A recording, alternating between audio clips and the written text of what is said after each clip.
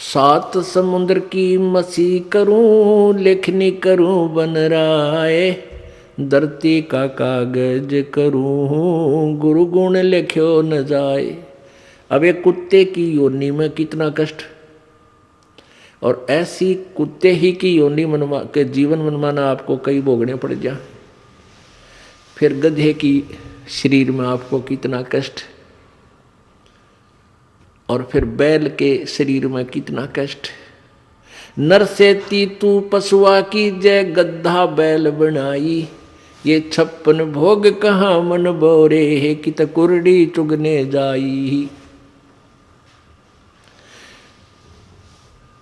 सिर पर सींग दिए मन बोरे, धूम से मच्छर उड़ावे, कांधे जुआ जोते कुआ, फिर जो का भुस खावे।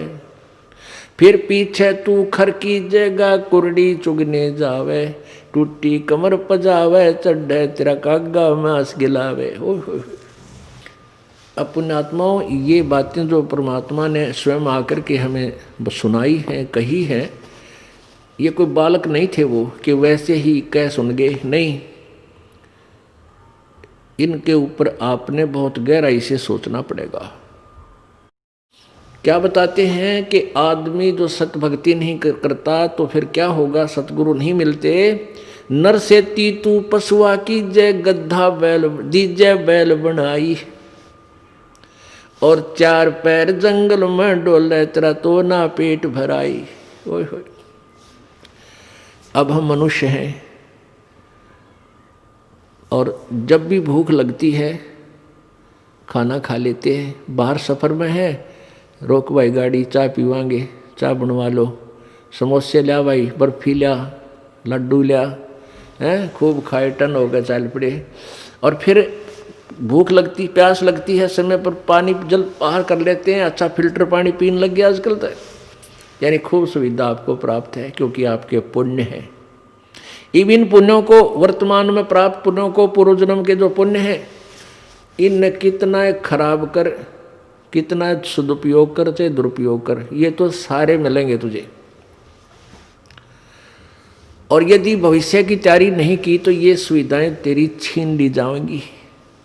भविष्य की तैयारी कैसी होगी, वो विधि बताई जाती है कि पूर्ण गुरु के बिना कोई भी भक्ति साधन आपका सफल नहीं हो सकता। कोई भी भक्ति सफल नहीं हो सकती। पूर्ण गुरु की तलाश करो, उनके मर्यादा में रहो, आपका जीवन गारंटीड सफल होगा। ये नियम है, मालूम का अवश्य होगा। और ऐसा ना करने से तो क्या कष्ट होगा। नर से तीतू पशुआ की जय, दीजय बैल बनाए, 4 पहर जंगल में डोले, तेरा तो ना पेट भरे। इस दास का जन्म किसान परिवार में हुआ, और खूब परिचित हम बहल के जीवन से। अब क्योंकि परमात्मा के रोशनी में दिखाई देने लगा कि वो कितना दुखी हुआ होता है ये प्राणी। अब बैल बन गया, भूख लगी है, मुंह का बोल के नहीं सुना सकता, प्यास लगी है, मुख से बोलकर नहीं बता सकता। एक समय हमारे एक बैल था, हम छोटे से थे। उस बैल के पिछले पैरों के खुरों के बीच में एक कील लगी, एक इतनी लंबा लोहे की कील थी, और वो पिछले पैर में घुस गई। सुबह अंधेरे में हाली लेकर गया था खेतों में, तो किसी ने वो कील कंडम समझ के गली में फेंक दी, और वो बैल के पैर में चल गई। अब बैल डले पत्थर कंकर लग के वो अंदर घुस गई, कती ऊपर कुछ नहीं दिखे, और पैर से बैल लंग करने लगा, लंगड़ाने लगा। तो आली आपस में ये विचार किया करते थे, भाई बैल के कभी ऐसे लंग हो जाती है तो क्या बताया करते कि उसको रोकना नहीं चाहिए, बैल को काम लेते रहना चाहिए, क्योंकि उसकी नस पर नस चढ़ गई है, और नस पे नस चढ़ जाने से, रोक देने से वो ज़्यादा हानि होती है, चलते रहने से वो ठीक हो जाता है। इस दृष्टिकोण से हाली ने सोचा कि इस कैर नस पे नस चढ़ गई पैर की, नाड़ी पर नाड़ी चढ़ गई। और इसको चलाते रहना, शाम तक चलाते रहा। बैल ने ना चारा चरा ना जल पिया, और शाम तक पैर सूज गया, सोजन आ गई। शाम ने आके खड़ा हो गया, एक 3 पैरों से चल रहा बेचारा, आते ही बैठ गया, सुबह उठा नहीं, इतनी पीड़ा थी उसको। अब पहले पुराने समय में 40 वर्ष पहले एक ऐसे ही वहाँ ट्रीटमेंट होया करते गाँव में। कोई व्यक्ति बुलाया, उसने कहा कि इसके गोड्डे में बा आ गया घुटने पे, वहाँ गर्म पट्टी जैसा भी उसकी औषधि थी वह तैयार, उसकी ट्रीटमेंट शुरू कर दिया। अब कीला गिरी पैर में, घुटने उस खुरों में, और ट्रीटमेंट हो रहा घुटने का। अब वो बोल के नहीं बता पा रहा मेरा पीड़ा कहाँ है। और जब वो मनुष्य शरीर में होगा, वो खूब आंडी पाक रहा था, अन्यों कहता होगा कि उसने देखा भगवान, देखी जाएगी, फिर देख, फिर क्या देखेगा, गधा बने पाछे, बैल बने पाछे। अब क्या तू क्या देखेगा, हमने तो अब देखना है जो मनुष्य शरीर है, और संतों की वाणी पर अटल विश्वास करके अपना कल्याण करवा लेंगे तो जान बचेगी। 1 महीने के तक वो बैल सूख गया, चारा भी छोड़ दिया उसने खाना, थोड़ा बहुत खावे कभी ना खाए पीड़ा में, और ये बता नहीं पा रहा मेरा पीड़ा है कहाँ। वो अपने आप पक के, वो कील जहाँ लगी थी अपने आप पक के फूटा, उसमें से मवाद निकलन लगा। जब ध्यान गया को हो रहा तेरे किसके, तो खुरों में कोई गड़बड़ है। फिर उसमें हाथ पर छेड़ा छाड़ी करी, एक व्यक्ति बुलाया, उसने औजार से देखा अगर इसमें कील लगी है, वह कील पर निकाली, इतनी लंबी निकली, तब वो बैल स्वस्थ हुआ। तो पुण्यात्माओं, उस नालायक ने सोची भी ना थी कभी तेरी ये दुर्गति हो जाएगी। लेकिन ठीक है, हमें ना पता हो, पर संत बतावें, सतगुरु बतावें आकर के, सब सदग्रंथ गुणकावें, तो विचार हमने करना चाहिए। तो ऐसा दुख फिर क्या बताते हैं कि सिर पर सींग दिए मन, 4 पहर जंगल में डोले, तेरा तो ना उधर बरे। अब तो समय मिलते ही, भूख लगते ही खाना खा लेते हैं। अब परमात्मा का भंडारा चलता है यहाँ पर फ्री ऑफ कॉस्ट है, कितनी बार भोजन पाओ, दिल करे जब चाह की भरा कप पर बैठ कर पीने लग जा।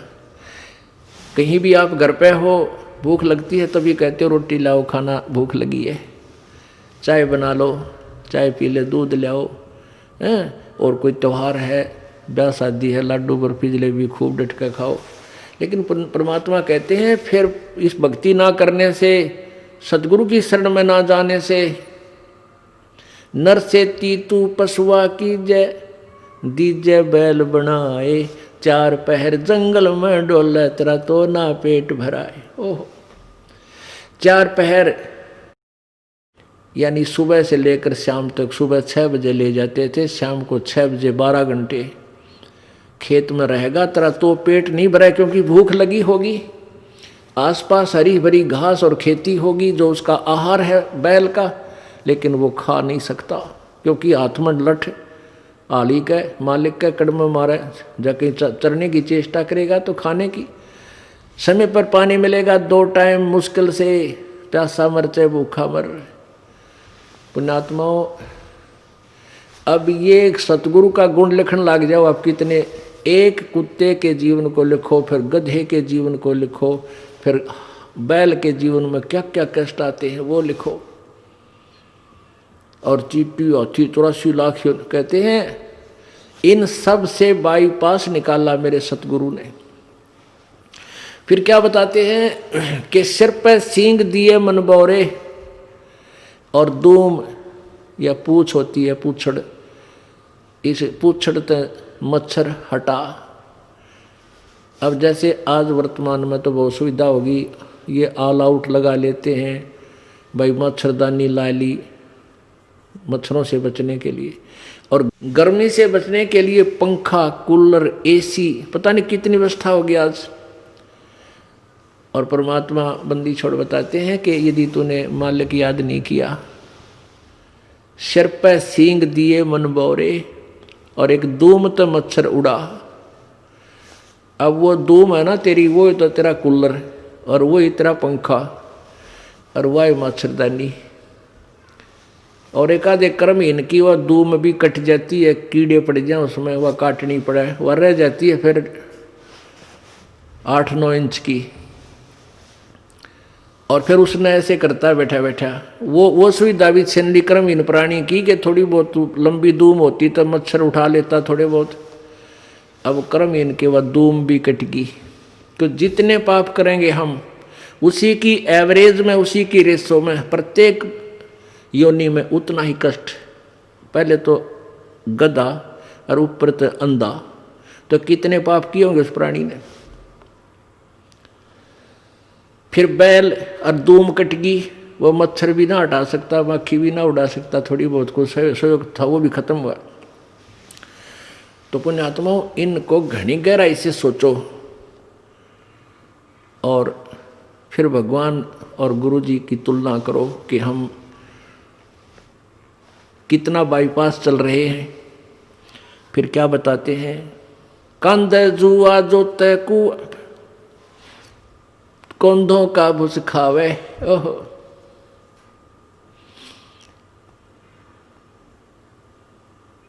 कंध है जुआ जोते कुआ, रहट में जोड़ देते। हरट होता था पहले पुराने समय में सिंचाई का साधन, कुएं में एक चैन सी डालकर उसके बाल्टियां वेल्ड कर देते थे और एक कुल्लू की तरह उसको घुमाते थे, बैल जोड़ देते थे और उस पुली घूमती थी, उसमें से जल बाहर निकलता था, बाल्टियां भर के नीचे से आती थी, ऊपर डाल एक ऐसा परनाला सा होता था, उसमें डल जाती नाली में और वो आगे खेतों में जाता था। तो बैल को सुबह जोड़ देते, शाम तक वो उसका लठ मारते, अपने आप चलता रहता सिंचाई करने के लिए।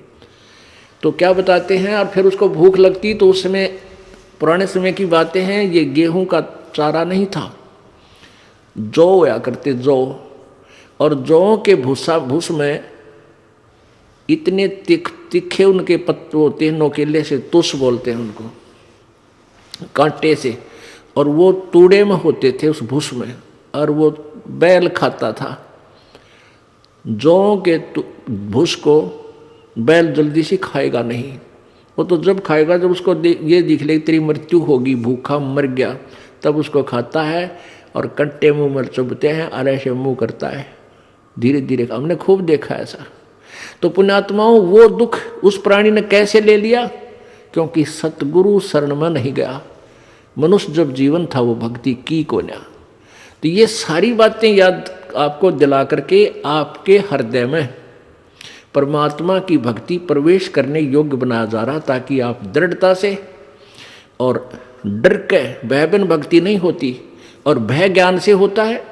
जैसे बच्चे को ज्ञान हुआ सर्प का, तो फिर वो डरने लगा, उससे जान बचा ली। ऐसे ही हम आपको ज्ञान करा रहे हैं, आपको ज्ञान हो जाएगा तो आप इन पापों से उल्टे हटोगे और आपका जान बचेगी। जान बचेगी मतलब आपका मोक्ष हो जाएगा, 84 लाख योनियों के कष्ट से आप बच जाओगे।